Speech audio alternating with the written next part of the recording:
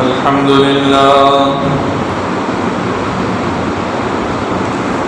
لله وكفى وسلام على عباده الذين اصطفى خصوصا على سيد الرسل وخاتم الأنبياء وعلى آله وأصحابه نجوم الهدى وقادة التقى. أما بعد فقد قال الله تبارك وتعالى في الكلام المجيد والفرقان الحميد. أعوذ بالله من الشيطان الرجيم. بسم الله الرحمن الرحيم. إن عدة الشهور عند الله 12 شهرا في كتاب الله يوم خلق السماوات والأرض منها 4 حرم. صدق الله العظيم. اللهم صل على محمد وعلى آل محمد كما صليت على إبراهيم وعلى آل إبراهيم إنك حميد مجيد. اللهم بارك على محمد وعلى آل محمد كما باركت على إبراهيم وعلى آل إبراهيم إنك حميد مجيد. گرامی قدر سامعین و بزرگان محترم، قرآن مقدس کی آیت شریفہ تلاوت فرمائی ہیں. ان کے ذریعے سے، ان کے سہارے سے ماہ محترم اور ماہ مکرم محرم الحرام جن کا نام ہے، اس کی فضیلت اہمیت کے حوالے سے چند ضروری باتیں عرض کرنی ہے.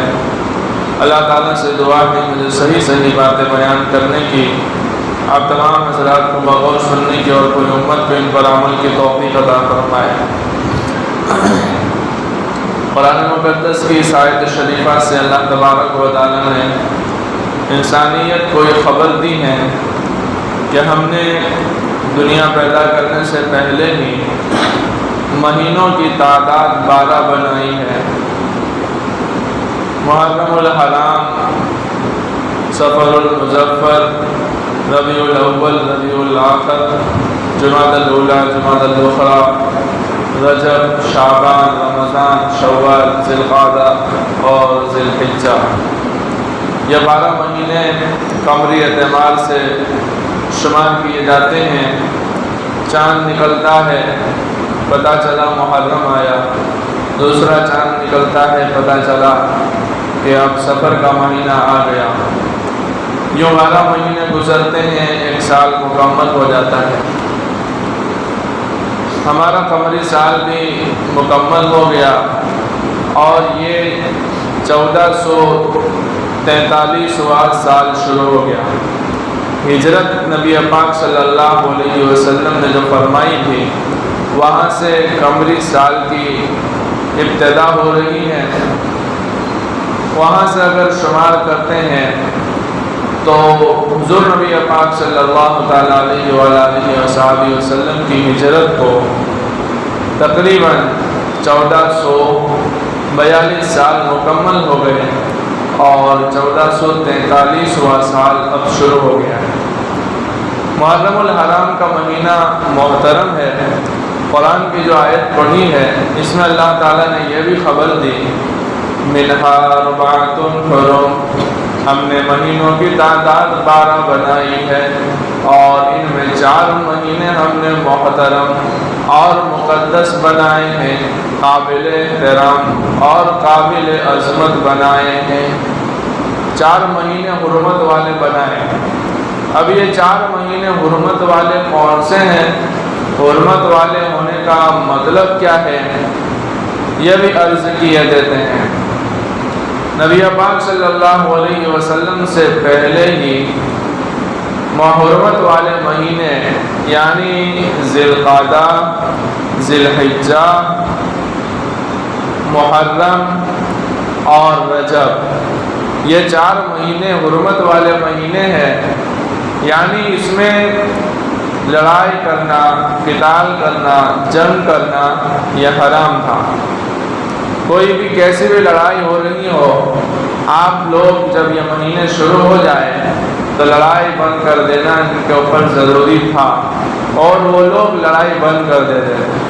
حضور نبی پاک صلی اللہ علیہ وسلم کے تشریف آوری سے پہلے زمانہ جاہلیت میں بھی، جب کہ وہ لوگ مسلمان نہیں تھے، لیکن چونکہ وہ ابراہیم علیہ السلام سے ایک طرح کی مناسبت رکھتے تھے اور ان کے اوپر نازل ہونے والے بعض بڑے بڑے احکام کو یہ لوگ تسلیم کرتے تھے اور ان کی زندگی کے اندر اس پر عمل تھا، تو چونکہ یہ 4 مہینے حضرت ابراہیم علیہ السلام کی زندگی سے ہی محترم اور ایسے محترم کہ جن میں لڑائی حرام، اس لیے حضور کے آنے سے پہلے بھی یہ کافر، یہ مشرک لوگ ان 4 مہینوں میں لڑائی بند کر دیتے تھے۔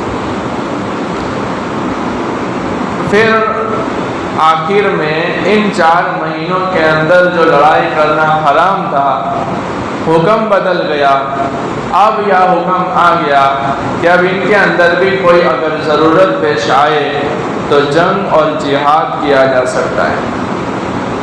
محرم الحرام یعنی حرمت والا مہینہ، نبی پاک صلی اللہ علیہ وسلم نے اس کے فضائل بیان فرمائے ہیں، اور اس میں ایک واقعہ سیدنا حسین ابن علی رضی اللہ تعالیٰ عنہ کی شہادت کا بھی پیش آیا ہے۔ اس کی پہلی تاریخ میں سیدنا امیر المومنین خلیفۃ المسلمین مراد رسول اور خسر رسول حضرت عمر بن خطاب رضی اللہ تعالیٰ عنہ کی شہادت بھی ہوئی ہے۔ اس کے علاوہ بھی سیدنا موسیٰ علیہ السلام کو اللہ تعالیٰ نے فرعون سے جو نجات عطا فرمائی تھی، یہ بھی اسی مہینے کی 10 تاریخ کو نجات عطا فرمائی تھی، جس کی تفصیل آگے آئے گی۔ بہرحال نبی پاک صلی اللہ علیہ وسلم نے بھی اس مہینے کی فضیلت بیان فرمائی ہے۔ فرمایا ہے نبی پاک صلی اللہ علیہ وسلم نے کہ رمضان المبارک کے بعد سب سے افضل روزے محرم کے روزے ہیں۔ رمضان کا مہینہ تو سب لوگ جانتے ہیں، بہت ہی قابل عظمت ہے، قابل احترام ہے۔ اس کا رتبہ، مرتبہ اور مقام اللہ کے نزدیک بہت بلند ہے۔ نبی پاک صلی اللہ علیہ وسلم نے ارشاد فرمایا کہ رمضان کے بعد اگر افضل روزے کوئی ہیں تو وہ محرم الحرام کے روزے ہیں۔ اس میں عاشورہ کے روزے کی کوئی تفصیل نہیں ہے۔ اس سے مطلب یہ ثابت ہوتا ہے کہ کوئی آدمی اگر پورے محرم کے روزے بھی رکھتا ہے تو وہ رمضان کے بعد افضل روزے رکھتا ہے، نبی صلی اللہ علیہ وسلم کے فرمان اور آپ کے ارشاد کے مطابق رمضان کے بعد وہ افضل روزے رکھتا ہے۔ اس لیے کوئی چاہے تو رمضان المبارک کے بعد افضل روزے محرم کے رکھ کر کے فضیلت کو حاصل کر سکتا ہے۔ نمبر 2، اس محرم کے 10ویں روزے جس کو عاشورہ کا روزہ کہتے ہیں، عاشورہ کا دن کہتے ہیں، 10ویں روزے کی بھی بڑی فضیلت حضور نبی پاک صلی اللہ علیہ وسلم نے ارشاد فرمائی ہے۔ صوموا عاشورا وخالفوا فیہ الیہود صوموا قبلہ یوما او بعدہ یوما۔ نبی پاک صلی اللہ علیہ وسلم کے اوپر رمضان کے جب روزے فرض نہیں ہوئے تھے، اس سے پہلے عاشورہ کا روزہ فرض تھا، یعنی رکھنا ضروری ہے۔ ہر مسلمان عاقل بالغ کو عاشورہ کا روزہ رکھنا ضروری، اور صحابہ کرام عاشورہ کا روزہ پابندی سے رکھتے تھے اور اپنے بچوں سے بھی رکھواتے تھے۔ فرض ہے، ظاہر سے بات ہے، فرض کا مطلب یہ ہے کہ رکھنا ضروری ہے۔ لیکن جب رمضان المبارک کا مہینہ حضور نبی پاک صلی اللہ علیہ وسلم کو عطا کیا گیا، یعنی اس میں روزے فرض ہو گئے، کتب علیکم الصیام کما کتب علی الذین من قبلکم لعلکم تتقون، رمضان کے 29 یا 30 روزے، مہینہ اگر 29 کا ہے تو 29، 30 کا ہے تو 30 روزے جب فرض ہوئے، اس کے بعد محرم الحرام کا روزہ جو پہلے فرض تھا اب اس کا حکم بدل گیا۔ اب یہ محرم کے عاشورہ کا روزہ یہ فرض نہیں رہا۔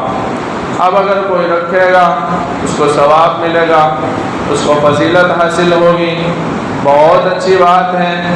کوئی اگر نہیں رکھتا ہے اس کے اوپر کوئی گناہ نہیں ہے، اس کو کوئی برا بھلا نہیں کہہ سکتا ہے۔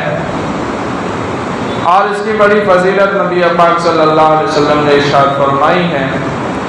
میں اللہ سے امید کرتا ہوں، حضور نے فرمایا میں اللہ سے امید کرتا ہوں کہ عاشورہ کے روزے کے بدلے میں اللہ سبحانہ و تعالی 1 سال پہلے کے اور 1 سال بعد کے چھوٹے چھوٹے گناہ روزہ رکھنے والے کے اللہ تعالیٰ مٹا دیتے ہیں۔ أَن يُكَفِّرَ السَّنَةَ الَّتِي قَبْلَهُ وَالسَّنَةَ الَّتِي بَعْدَهُ کہ 1 سال کے اگلے 1 سال کے پچھلے گناہوں کی اللہ تبارک و تعالیٰ جو چھوٹے گناہ ہے، کبیرہ نہیں ہے، اس کو اللہ تبارک و تعالیٰ معاف فرما دیتے ہیں۔ اور بڑے گناہ کے لیے چونکہ علماء نے وضاحت فرما دی اس کو کبیرہ گناہ کہتے ہیں، اس کے لیے توبہ شرط ہے اور توبہ کے لیے ضروری ہے کہ وہ بندہ اس گناہ کو پہلے چھوڑ دے اور اللہ تعالیٰ کے سامنے ندامت کے آنسو بہائے، اللہ سے معافی مانگے، آئندہ نہ کرنے کا عزم کرے، اور یہ ہے کہ وہ گناہ جو ہو گیا ہے وہ فرض یا واجب یا جو بھی درجے کا حکم تھا وہ چھوٹ گیا ہے اس کو ادا کرے۔ حقوق اللہ قبیل سے ہے تو اس کو ادا کرے، حقوق العباد کی قبیل سے ہے تو اس کو بھی ادا کرے، اور اگر ادا کرنے کی طاقت، ہمت اور وسعت نہیں ہے تو اس بندے سے جس کا حق مارا ہے اور کبیرہ گناہ کیا ہے وہاں جا کر اس سے معافی طلبی کرے، تب جا کر کے کبیرہ گناہ معاف ہوتا ہے۔ ورنہ چھوٹے چھوٹے گناہ کی معافی عاشورہ کے روزے کی وجہ سے، حضور صلی اللہ علیہ وسلم کی فرمان کی وجہ سے ہو جاتی ہے۔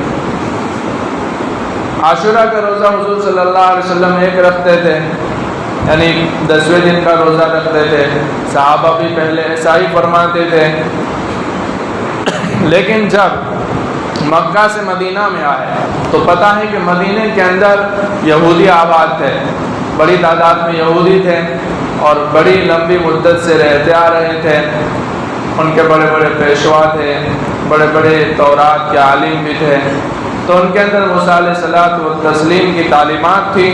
موسیٰ علیہ الصلوۃ والسلام پر جو کہ ان کا ایمان، اس لیے وہ موسیٰ علیہ الصلوۃ والتسلیم کے متعلق جو باتیں تھیں اپنی زندگی میں اتارتے تھے۔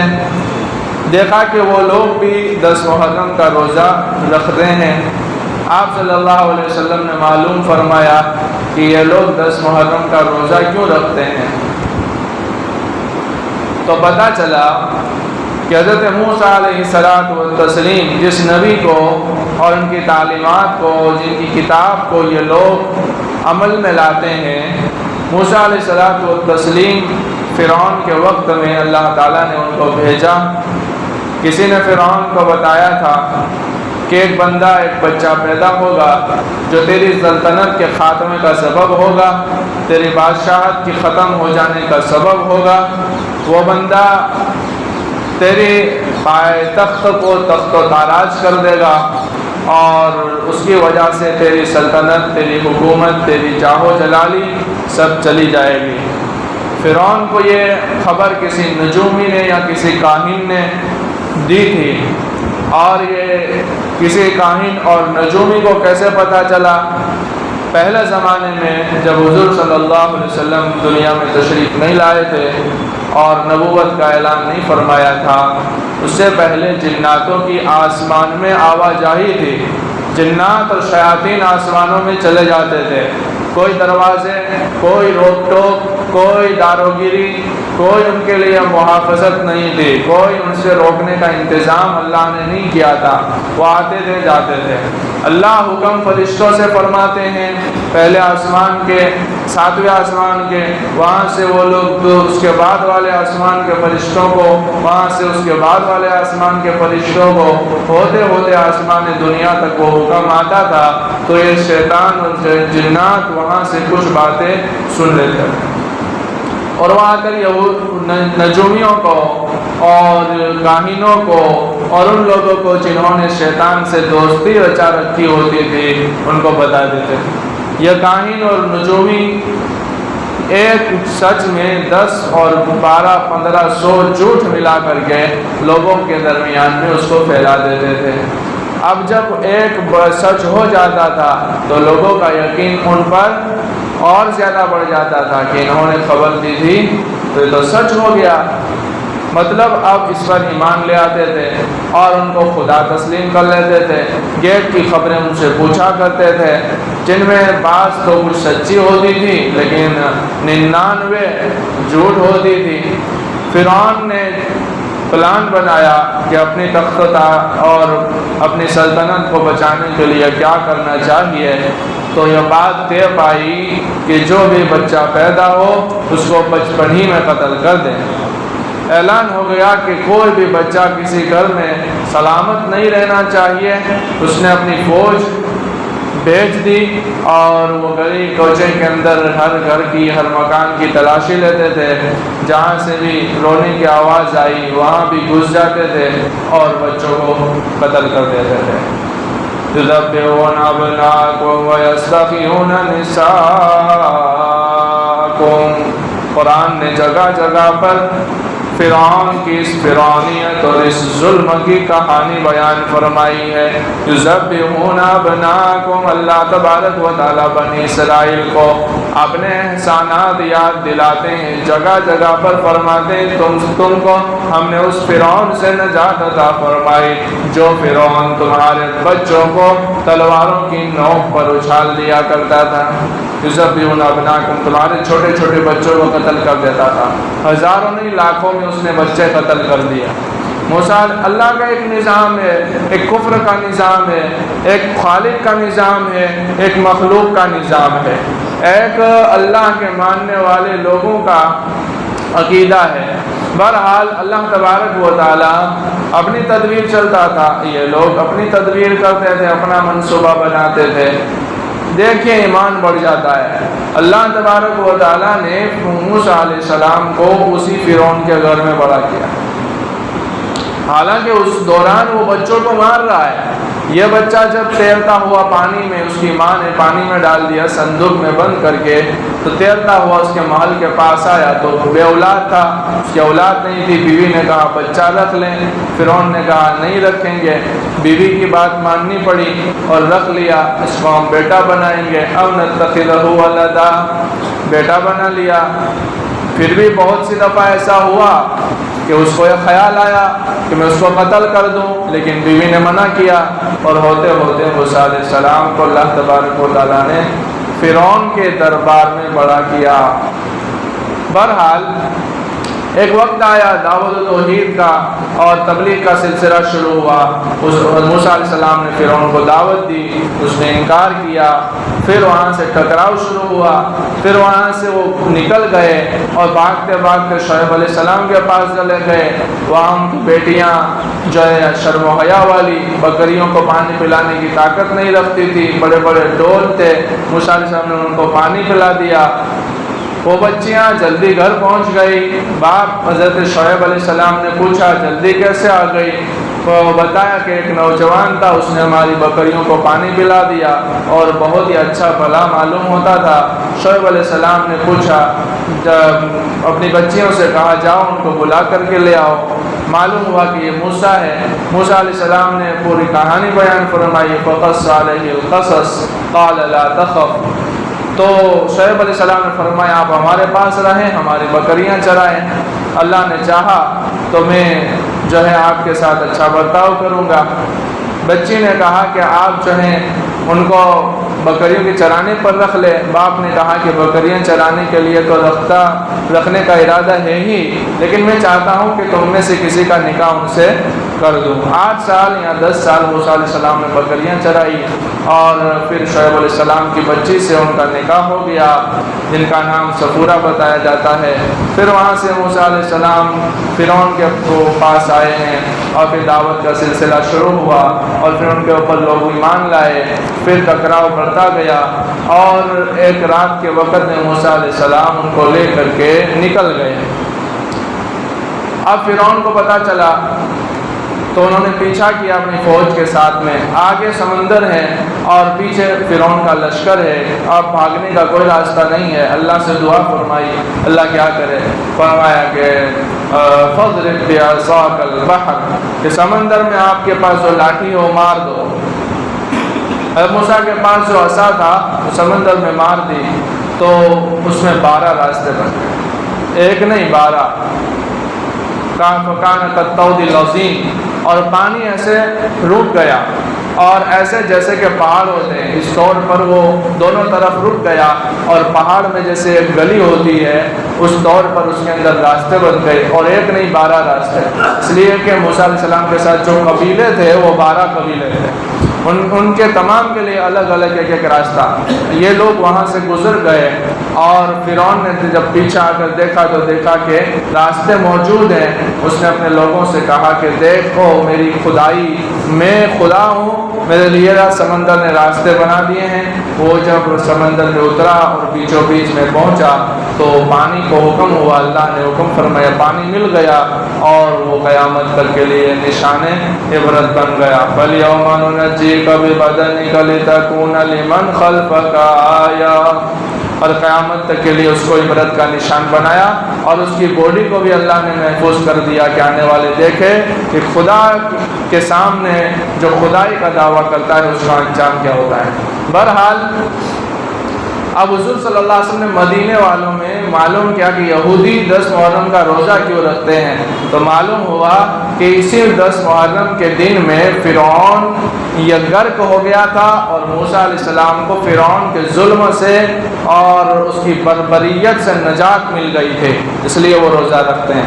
حضور صلی اللہ علیہ وسلم نے ارشاد فرمایا، صوموا عاشوراء وخالفوا فیہ الیہود، صوموا قبلہ یوما او بعدہ یوما، 10ویں دن کا روزہ رکھو، عاشورے کا روزہ رکھو، اور اس میں یہود کی مخالفت کرو، یا تو 10 سے پہلے ایک دن یعنی 9 محرم کا بھی روزہ رکھو، یا اس 10 کے بعد 11 محرم کا بھی روزہ رکھو، ایک نہ رکھو، اس لیے کہ یہودی 10 محرم کا روزہ رکھتا ہے، اور یہودی اور مسلمان کا عمل اگرچہ عبادت ہے، اگرچہ روزے جیسا عمل ہے، اگرچہ اتنی اہم عبادت ہے، مگر نبی پاک صلی اللہ علیہ وسلم نے منع فرما دیا کہ عبادت میں بھی مسلمان اور یہودی ایک جیسے نہ دکھے، روزے میں بھی مسلمان اور یہودی ایک جیسے نہ دکھے۔ تو میرے بھائیوں، میرے بزرگوں، میرے نوجوانوں،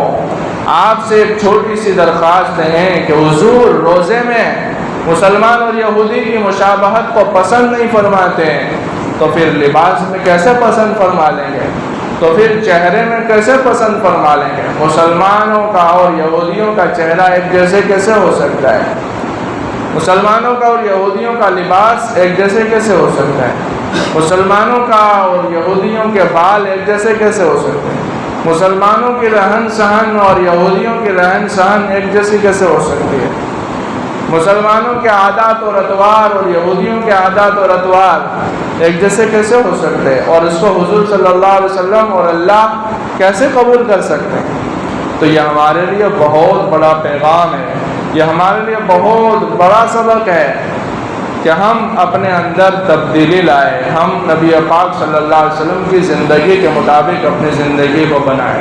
ہمارا اٹھنا بیٹھنا بولنا اور چلنا، ہمارا کھانا پینا، ہمارا سونا اٹھنا، ہمارا لباس، ہمارا چہرہ، ہمارے بال، ہمارا ہر طرح کا جو عادت اور اطوار ہوتے ہیں وہ یہودیوں سے الگ معلوم ہونی چاہیے، نصرانیوں سے الگ معلوم ہونی چاہیے، مشرکین سے الگ معلوم ہونی چاہیے۔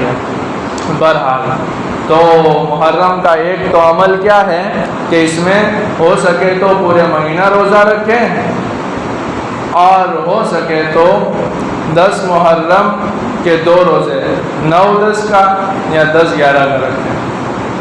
اور ایک اور عمل ہے جس کے اندر محدثین نے اگرچہ کلام کیا ہے، بعض محدثین فرماتے ہیں کہ یہ روایت کمزور ہے، لیکن بعضوں نے کہا ہے کہ یہ قابل قبول ہے اور فضائل کے اندر چلتی ہے۔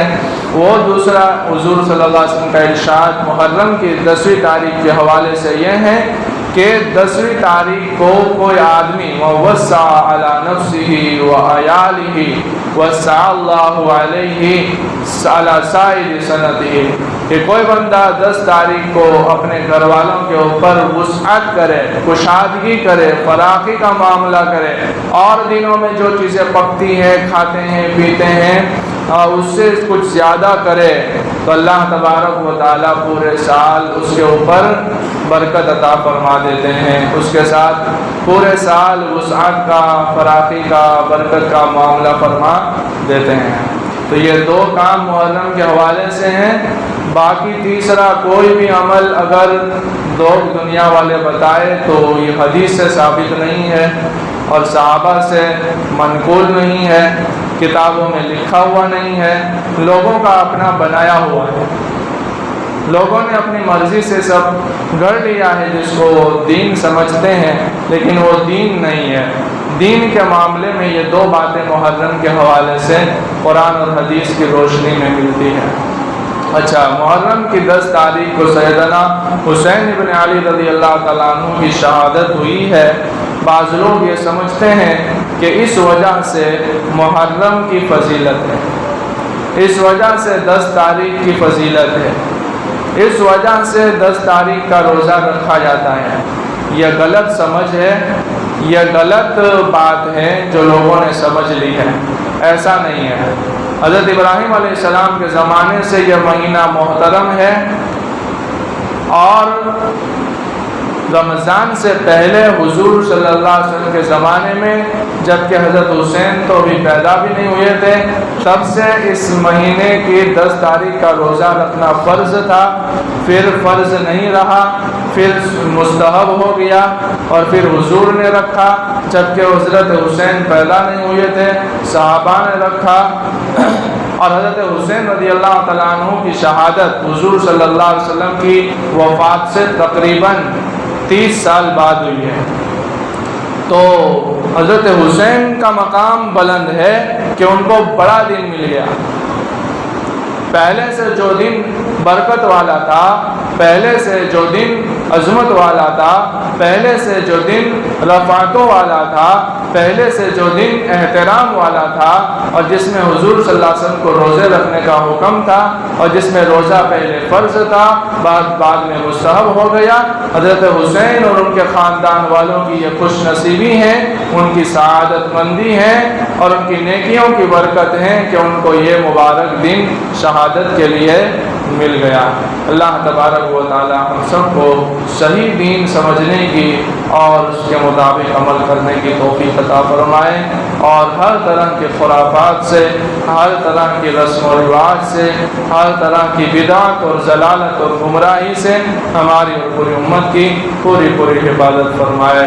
آمین۔ وآخر دعوانا الحمدللہ رب العالمین، وصلی اللہ تعالی علی خیر خلقہ محمد وصحبہ اجمعین۔